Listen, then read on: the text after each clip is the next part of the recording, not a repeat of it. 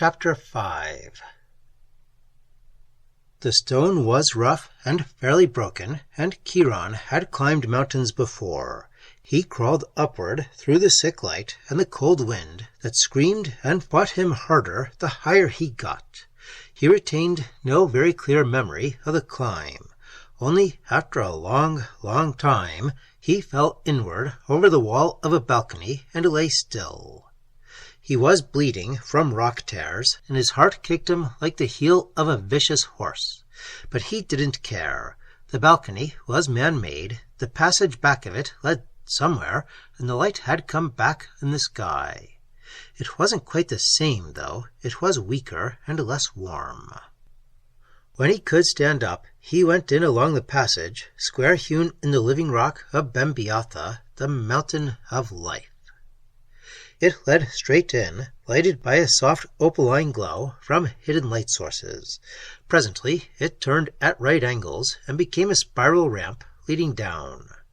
Corridors led back from it at various levels, but Chiron didn't bother about them. They were dark, and the dust of ages lay unmarked on their floors. Down and down, a long, long way. Silence. The deep, uncaring silence of death and the eternal rock. Dark titans who watched the small, furious ant-scurryings of man and never, never, for one moment, gave a damn. And then the ramp flattened into a broad, high passage cut deep in the belly of the mountain, and the passage led to a door of gold, 12 feet high and intricately graved and pierced, set with symbols that Chiron had heard of only in legend. The Hun-Lahun-Mehen, the snake, the circle, and the cross, blazing in hot jewel fires. But above them, crushing and dominant on both valves of the great door, was the crux ansata, the symbol of eternal life, cut from some lustreless stone so black it was like a pattern of blindness on the eyeball. Chiron shivered and drew a deep, unsteady breath. One brief moment of human terror came to him. Then he set his 2 hands on the door and pushed it open. He came into a small room hung with tapestries and lighted dimly by the same opaline glow as the hallway. The half-seen pictures showed men and beasts and battles against a background at once tantalizingly familiar and frighteningly alien. There was a rug on the floor. It was made from the head and hide of a creature Chiron had never even dreamed of before, a thing like a huge, tawny cat with a dark mane and great shining fangs. Chiron padded softly across it and pushed aside the heavy curtains at the other end. At first there was only darkness. It seemed to fill a large space. Chiron had an instinctive feeling of size. He went out into it, very cautiously, and then his eyes found a pale glow ahead in the blackness, as though someone had crushed a pearl with his thumb and smeared it across the dark. He was a thief and a gypsy. He made no more sound than a wisp of cloud drifting toward it. His feet touched a broad, shallow step, and then another. He climbed, and the pearly glow grew stronger and became a curving wall of radiance. He stopped just short of touching it, on a level platform high above the floor. He squinted against its curled, milky thickness, trying to see through. Wrapped in the light, cradled and protected by it like a bird in the heart of a shining cloud, a boy slept on a couch made soft with furs and colored silks. He was quite naked, his limbs flung out carelessly with the slim angular grace of his youth. His skin was white as milk, catching a pale warmth from the light. He slept deeply. He might almost have been dead, except for the slight rise and fall of his breathing. His head was rolled over so that he faced Chiron, his cheek pillowed on his upflung arm. His hair, thick and curly and black almost to blueness, had grown out long across his forearm, across the white fur beneath it, and down onto his wide, slim shoulders. The nails of his lax hand, palm up above his head, stood up through the hair. They were inches long. His face was just a boy's face, a good face, even rather handsome, with strong bone just beginning to show under the roundness. His cheek was still soft as a girl's, the lashes of his closed lids dark and heavy. He looked peaceful, even happy. His mouth was curved in a vague smile, as though his dreams were pleasant. And yet there was something there. A shadow. Something unseen and untouchable. Something as fragile as the note of a shepherd's pipe brought from far off on a vagrant breeze. Something as indescribable as death and as broodingly powerful. Chiron sensed it, and his nerves throbbed suddenly like the strings of his own harp. He saw then that the couch the boy slept on was a huge crux ansata cut from the dead black stone, with the arms stretching from under his shoulders and the loop like a monstrous halo above his head. The legends whispered through Chiron's head, the songs, the tales, the folklore, the symbolism, and the image patterns. Bos the Immortal was always described as a giant, like the mountain he lived in, and old because immortal suggests age. Awe, fear, and unbelief spoke through those legends, and the child's desire to build tall. But there was an older legend. Chiron, because he was a gypsy and a thief, and had music in him like a drunkard has wine, had heard it. Deep in the black forests of Hyperborea, where even gypsies seldom go, the oldest legend of all, the tale of the shining youth from beyond, who walked in beauty and power, who never grew old, and who carried in his heart a bitter darkness that no man could understand. The shining youth from beyond, a boy sleeping with a smile on his face, walled in living light. Chiron stood still, staring. His face was loose and quite blank. His heartbeats shook him slightly, and his breath had a rusty sound in his open mouth. After a long time, he started forward into the light. It struck him, hurled him back, numbed and dazed. Thinking of Mouse, he tried it twice more before he was convinced. Then he tried yelling. His voice crashed back at him from the unseen walls, but the sleeping boy never stirred, never altered even the rhythm of his breathing. After that, Chiron crouched in the awful laxness of impotency, and thought about Mouse, and cried. Then, quite suddenly, without any warning at all, the wall of light vanished. He didn't believe it, but he put his hand out again, and nothing stopped it, so he rushed forward in the pitch blackness until he hit the stone arm of the cross, and behind him and all around him the light began to glow again. Only now it was different. It flickered and dimmed and struggled, like something fighting not to die, like something else. Like the sunballs, like the light in the sky that meant life to a world, flickering and feeble like an old man's heart, the last frightened wing beats of a dying bird. A terror took Chiron by the throat and stopped the breath in it, and turned his body colder than a corpse. He watched. The light glowed and pulsed and grew stronger. Presently he was walled in by it, but it seemed fainter than before. A terrible feeling of urgency came over Chiron, a need for haste. The words of the androids came back to him. "Failing as we judged. If we finish in time, if we don't, none of it matters." A shadow across the world, a darkness and a dying. Mouse, slaving with empty eyes to build a shining monster that would harness the world to the wills of non-human brains. It didn't make sense, but it meant something deadly important. And the key to the whole mad jumble was here, a dark-haired boy dreaming on a stone cross. Chiron moved closer. He saw then that the boy had stirred, very slightly, and that his face was troubled. It was as though the dimming of the light had disturbed him. Then he sighed and smiled again, nestling his head deeper into the bend of his arm. "Bos," said Chiron, "Lord Bos." His voice sounded hoarse and queer. The boy didn't hear him. He called again, louder. Then he put his hand on one slim white shoulder and shook it, hesitantly at first, and then harder and harder. The boy boss didn't even flicker his eyelids. Chiron beat his fists against the empty air and cursed without any voice. Then, almost instinctively, he crouched on the stone platform and took his harp in his hands. It wasn't because he expected to do anything with it. It was simply that harping was as natural to him as breathing, and what was inside him had to come out some way. He wasn't thinking about music, he was thinking about mouse, and it just added up to the same thing. Random chords at first, rippling up against the wall of milky light. Then the agony in him began to run out through his fingertips onto the strings, and he sent it thrumming strong across the still air. It sang wild and savage, but underneath it there was the sound of his own heart breaking and the fall of tears.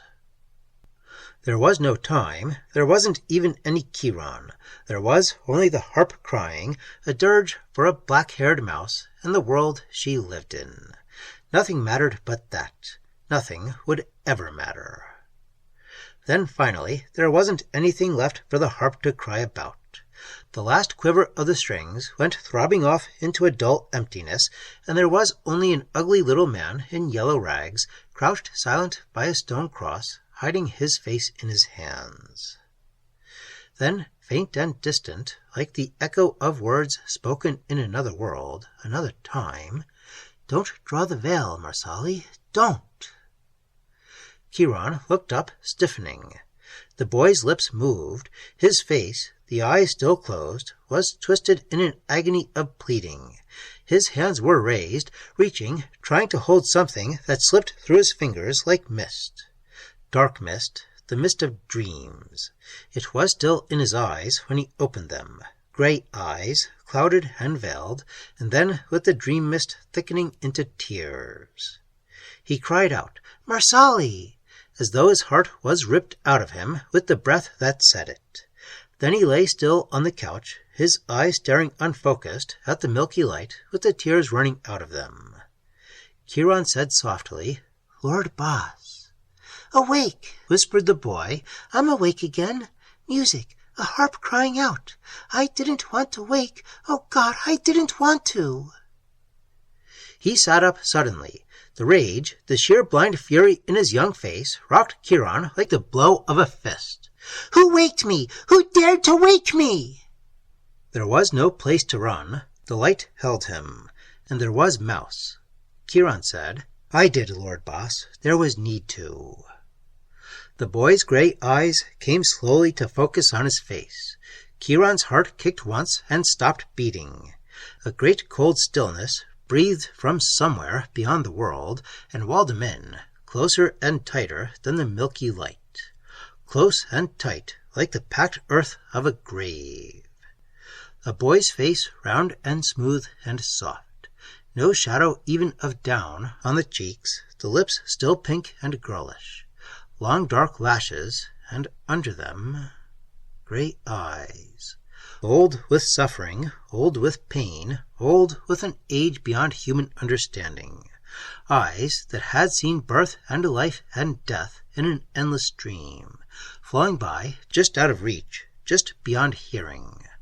Eyes looking out between the bars of a private hell that was never built for any man before. One strong young hand reached down among the furs and silks and felt for something, and Chiron knew the thing was death. Chiron, suddenly, was furious himself. He struck a harsh, snarling chord on the harp strings, thinking of Mouse. He poured his fury out in bitter, pungent words, the gypsy argot of the quarters, and all the time Boss fumbled to get the hidden weapon in his hands. It was the long nails that saved Chiron's life. They kept Boss from closing his fingers, and in the meantime, some of Chiron's vibrant rage had penetrated. Boss whispered, "You love a woman." "Yeah," said Chiron, "yeah." "So do I. A woman I created and made to live in my dreams. Do you know what you did when you waked me?" "Maybe I saved the world. If the legends are right, you built it. You haven't any right to let it die so you can sleep." I built another world, little man, Marsali's world. I don't want to leave it. He bent forward toward Chiron. I was happy in that world. I built it to suit me. I belong in it. Do you know why? Because it's made from my own dreams as I want it. Even the people, even Marsali, even myself. They drove me away from one world. I built another, but it was no different. I'm not human. I don't belong with humans, nor in any world they live in. So I learned to sleep and dream. He lay back on the couch. He looked pitifully young, with the long lashes hiding his eyes. Go away. Let your little world crumble. It's doomed anyway. What difference do a few lifespans make in eternity? Let me sleep. Chiron struck the harp again. No! Listen! He told Boss about the slave gangs, the androids, the shining monster in the pit, and the darkness that swept over the world. It was the last that caught the boy's attention. He sat up slowly. Darkness? You? How did you get to me past the light? Chiron told him. The Stone of Destiny, whispered the immortal. Suddenly he laughed. He laughed to fill the whole dark space beyond the light. Terrible laughter, full of hate and a queer perverted triumph. He stopped as suddenly as he had begun, and spread his hands flat on the colored silks, the long nails gleaming like knives. His eyes widened, gray windows into a deep hell, and his voice was no more than a breath. Could that mean that I will die too? Chiron's scarred mouth twitched. The Stone of Destiny! The boy leaped up from his couch. His hand swept over some hidden control in the arm of the stone cross, and the milky light died out. At the same time, an opaline glow suffused the darkness beyond. Boss the Immortal ran down the steps, a dark-haired, graceful boy running naked in the heart of an opal. Chiron followed. They came to the hollow core of Bembiata, a vast pyramidal space cut in the yellow rock. Boss stopped, and Chiron stopped behind him. The whole space was laced and twined and webbed with crystal. Rods of it, screens of it, meshes of it. A shining helix ran straight up overhead, into a shaft that seemed to go clear through to open air. In the crystal, pulsing along it like the lifeblood in a man's veins, there was light. It was like no light Chiron had ever seen before. It was no color, and every color. It seared the eye with heat, and yet it was cold and pure, like still water. It throbbed and beat. It was alive. Chiron followed the crystal maze down and down to the base of it. There, in the very heart of it, lying at the hub of a shining web, lay something. Like a black hand slammed across the eyeballs, darkness fell. For a moment he was blind, and through the blindness came a soft whisper of movement. Then there was light again, a vague smeared spot of it on the pitch black. It glowed and faded and glowed again. The rusty gleam slid across the half-crouched body of Boss the Immortal, pressed close against the crystal web. It caught in his eyes, turning them hot and lambent like beast eyes in the dark of a cave mouth. Little sparks of hellfire in a boy's face, staring at the Stone of Destiny. The stone, no bigger than a man's heart, with power in it. Even dying, it had power. Power to build a world or smash it. Power never born of Chiron's planet or any planet, but something naked and perfect. An egg from the womb of space itself. It fought to live, lying in its crystal web. It was like watching somebody's heart, stripped clean and struggling to beat. The fire in it flickered and flared, sending pale witch lights dancing up along the crystal maze. Outside, Chiron knew, all across the world, the sunballs were pulsing and flickering to the dying beat of the stone. Boss whispered, "It's over and done." Without knowing it, Chiron touched the harp strings and made them shudder. The legends were right then. The Stone of Destiny kept the world alive.